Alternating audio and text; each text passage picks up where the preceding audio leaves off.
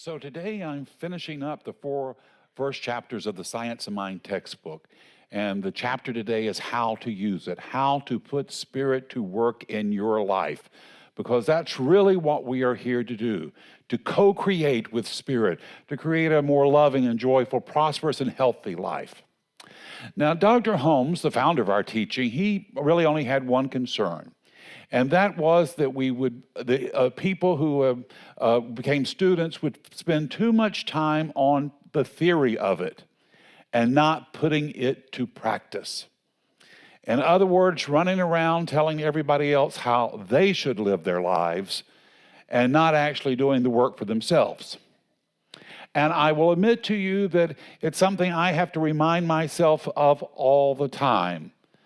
You know, I live with the Barney Fife of our neighborhood. It's my little dog, Shaggy. And twice a day, starting at 4:45 in the morning, and then again at 9 o'clock in the evening, he has to go around the neighborhood and inspect everything to make sure everything is up to his standards. Now, he is funny because he has little doggy friends in the neighborhood when he goes out on his 5 o'clock in the evening walk, and he likes to check on his friends to make sure they are doing okay. A couple of weeks ago, I noticed that one of the neighbors has a new puppy, and she is a pit bull. Now, I know a lot of people are not positive towards pit bulls, but I'm kind of a fan of them. They're by nature very gentle dogs. They once were considered the American family dog. They're loyal, they're affectionate. They're sometimes called Velcro dogs because they want to stay attached to you at all times. People who own them say you will never go to the bathroom on your own again if you have one of them. Now, this little puppy that we interact with each day, her name is Snowflake. Appropriate for the weather we're having right now. And the name generally, it just reeks with terror. You know, Snowflake. You don't see a lot of horror movies made out of that. And the moment that she sees Shaggy, she rolls over on her back so he can play tug with her ears. I think it's a doggy thing, but they delight in it. Now, I noticed something strange happening in their house a couple of days ago, a week ago, that they had tied a rope very high up in their oak tree. And the rope came down, and it was on a really strong limb, and at the end of the rope, there was a noose. And in my mind, I was convinced that they were planning to tie little Snowflake up and leave her outside. And I was just waiting for them to do that. And I was going to give them what for. I had my sermon already planned. I was going to the hill for little Snowflake there. Well, it comes to find out, it had nothing to do with Snowflake at all. They were building a swing for their grandson. Now, here's the thing. I had taken what was an impulse to bring more joy into the world, and I had flipped it into a negative expectation. And it's through our expectations that life reflects back to us as our experience. We don't get what we hope for. We don't even necessarily get what we pray for. But we get what we think we deserve. That shows up in your life. That's why Dr. Holmes, he said, you've got to remain cautious and open about the conclusions you're making to life. He said the law of mind is infinite. It's right where we are. And we can use it to do definite things for us. By consciously thinking, we give direction to it. Spirit works for us by working through us. And it can work in no other way. No matter how desperate we become, no matter how pitiful we become. It's only going to work in the way it works. It works through us, through our best ideas for ourselves, for each other, for life in the world. If you say to yourself, I'm deserving of a little good, that's exactly what you get. If you believe you're deserving of a greater good, life will supply that as well. My teacher, Kennedy Schultz, he had a very interesting saying. He said, the more you get, the less you'll want. The more you get, the less you'll want. Now, he certainly wasn't talking about the billionaires we see running around in our society today. But their lives illustrate an interesting point that he was pointing to. Because material things will not satisfy a spiritual longing. And what he was talking about was using affirmative prayer to have that co-creation with Spirit and to have that union with Spirit. This is the thing, if we experience, we will want more and more. The material things, those are just the little chess pieces we move around the board. What we really are longing for is connection with Spirit. Now, don't get me wrong, I love material things. But somewhere along the way, our teachings kind of went off in the wrong direction. I think we went too much in the idea of a prosperity gospel to get the right car, the right house, the right relationship. And those are okay. I like driving a nice car. But here's the truth. A new car, according to research, will make you happy for about 90 days. And then reality sets in. You've got a car payment, you got to maintain it, you got to clean it. And then it just becomes your car. The Chinese, they have an interesting saying. They said, if you want to be happy for a day, kill a pig. If you want to be happy for a year, find someone to love. If you want to be happy for a lifetime, plant a garden. Now, why? Why? Because gardening puts us into relationship with life itself. We witness it growing, and it requires patience, participation, and creativity. At the end of the day, we're not here just to simply acquire things. We are here to be in this co-creation. We're here to know that through our being, we have made the world a better place. Now, I listened to an interesting interpretation of the life of Christ by Edgar Cayce this week. He said that Christ had studied with both the Hindu and Buddhist masters, but he realized that what they were teaching about liberation through denunciation of the physical world was only half the story. And he taught something different. He taught that we don't have to escape from the world. We're here to transform it through our Christ consciousness. The material world is not a prison to escape from. It's a classroom. And life is not a cycle of suffering we must flee. It is the endless opportunity to perfect the soul, to grow in greater expressions of love, to grow in greater expressions of Spirit. This is why Jesus didn't reject the physical world. And this is why he could heal bodies, he could feed people, he could restore dignity. The kingdom of heaven was never meant to be postponed until after death. It's something that we can realize in the here and now. Dr. Holmes says we do it through the direction of our thinking. He said we should be able to look a discordant fact squarely in the face and to deny its final authority. Not by pretending that it's not there, but by knowing the truth. And he said, healing and demonstrations take place in the mind when we become attuned to the truth of our being.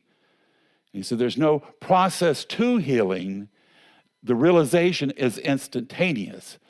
But there can be a process in healing. First the idea comes, then the unfoldment. And Christ understood this. He performed miracles not because he was a unique exception, but because he had mastered universal laws that we all have access to. This is why he said, what I have done, you'll do, and even greater. He wasn't proclaiming his superiority. He was inviting participation. He did not come here to be worshiped. He came to lead the way. And we can join in his journey by using our thoughts and emotions to create a more joyful experience, to grow and thrive and to become more of our God-ordained perfection. You were called by name from stardust by Spirit to be here. And there's something for you to reveal. There's something for you to know. There's something for you to do. You are the bright, shining light of God's possibilities, right where you are and right as you are. Now, when I was a much younger person, long before I got into this teaching, life taught me how powerful my thoughts and emotions can be to the healing of my body. The summer I graduated from college, I made a huge mistake. I moved back to Macon, Georgia. It was hot, it was humid, and around the middle of the summer, I came down with a bad case of laryngitis. At first, my mom was sort of pleased about it. But then, after weeks passed, I didn't get any better. And so her and all her sisters came up with every kind of home remedy you could think of. Drinking hot lemon water, Vicks Vapor Rub on my throat, onion poultice to my heels at night. None of it worked. None of it worked. Eventually, after about 3 weeks, my mom came and she says, look, I've got you an appointment with the best ear, nose, and throat doctor in Macon. The best one here in Macon. That should have been a hint to me to run to the border. But I didn't. I went to see this guy. Now, the appointment was tragic beyond belief. The first thing that happened, they got me into the office. They took an x-ray of my chest. The nurse came back rather panicky, and she explained, we found something on the x-ray. We need to check you into the hospital now. The office was attached to the hospital, and we're going to run a whole bank of x-rays on you. So they wheeled me into the hospital. They took about 28 x-rays of my chest and everything, and they came back and said, oh, nothing to worry about. Your lungs are fine. Go back to the waiting room, and we'll call you in to see the doctor. So that had taken about 3 hours to do all of that. Finally, the doctor comes in to tell me what's going on with my voice. Now, this guy marched into the room like Napoleon crossing the Rhine. He never said a word to me. He only barked orders at the nurse. At one point, he wrapped my tongue in gauze and yanked it to the very root. He took one look at it, at my throat. He turned to the nurse. He said, he told her, he says, he's got a paralyzed larynx. He will never talk again. And then he turned to march out. As he was leaving the room, I called after him. And I said, but I want to be a history teacher. That was my plans at the time. I want to be a history teacher. He never even stopped stride. He looked back over his shoulder, and the last thing he said to me was, you better learn sign language. And he was off on his way. That sentence, those couple of words, that sent me into a tailspin, in fact, a dangerous tailspin. Because horror of horrors, I was worried that my worst fear of life was coming to reality. And my worst fear was I was going to be trapped at home in Macon, Georgia. That was my worst fear, and here it was. So another week or two went by.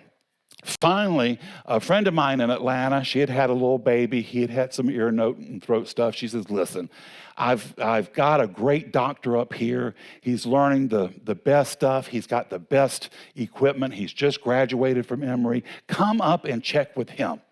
So I went to see this guy. He was a young guy. He was friendly. He was nice. He was personable. He had the best technology, which at that time was a little tube with a camera on it that he could go down my throat to see what was going on. That was revolutionary.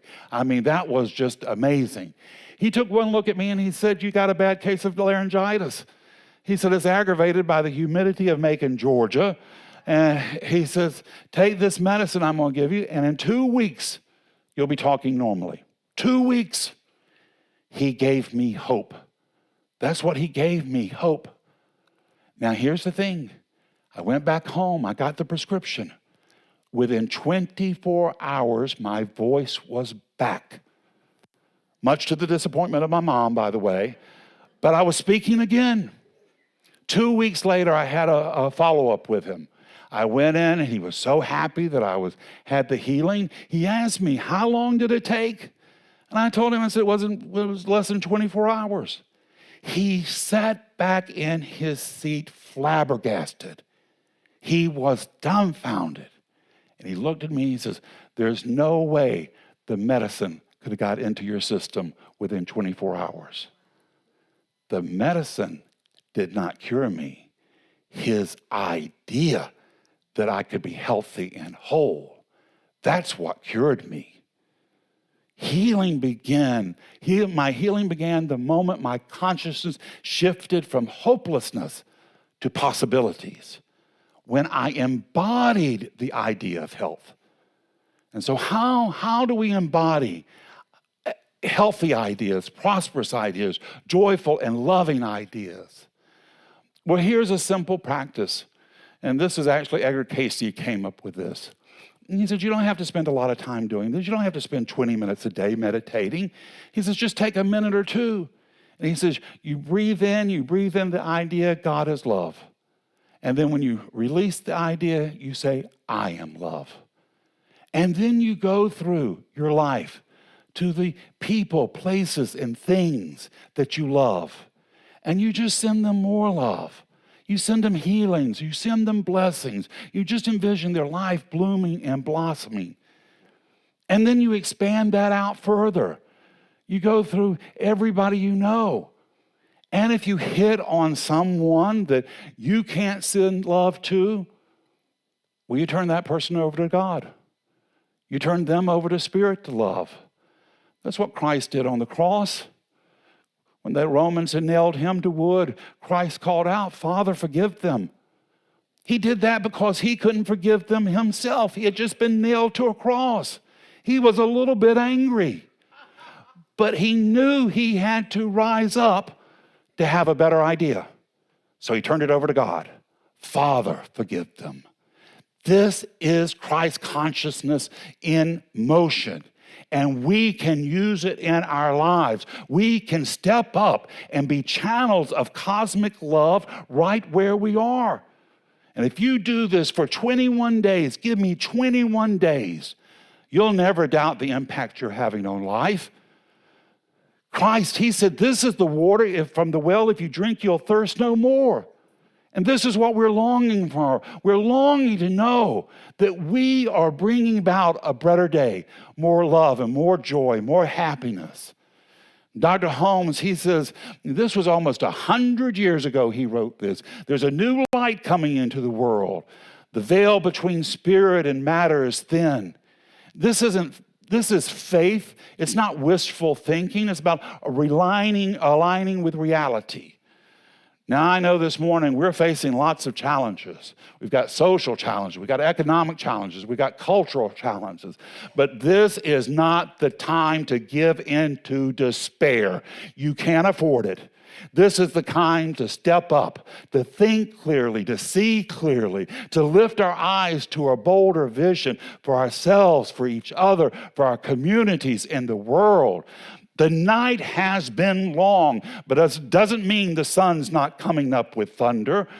Christ foresaw a time when humanity would wake up to Christ consciousness. And I believe we're living in that very moment now. It's not about worshiping Christ as your Savior or waiting on His return. It's about waking up to the power and glory already in our souls, to become the light of the world, to look out on the trouble and turmoil we see and say there's a better day coming. There's a better day coming where we're going to live together in sisterhood and brotherhood, where sanity reigns over us all, where we lift up each other to be the best, the brightest, the most loving and compassionate and kind that we can be. This is our mission, and we're on the move, and we're going to make it happen. It's the truth in your life this morning. It's the truth in mine, and so it is. Thank you. Thank you.